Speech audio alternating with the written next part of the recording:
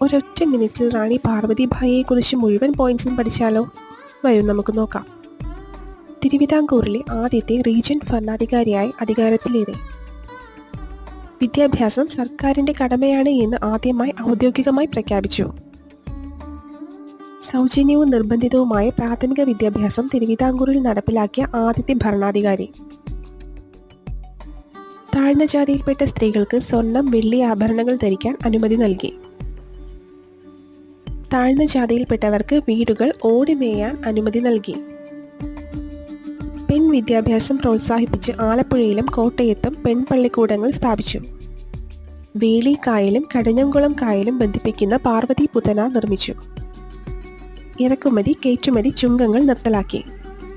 സർക്കാർ നിർമ്മാണ പ്രവർത്തനങ്ങളിൽ വേതനം നൽകാതെ ജനങ്ങളെ പണിയെടുപ്പിക്കുന്ന സമ്പ്രദായം നിർത്തലാക്കി. വീഡിയോ യൂസ്ഫുൾ ആയി തോന്നിയിട്ടുണ്ടെങ്കിൽ ചാനൽ സബ്സ്ക്രൈബ് ചെയ്യാൻ മറക്കല്ല.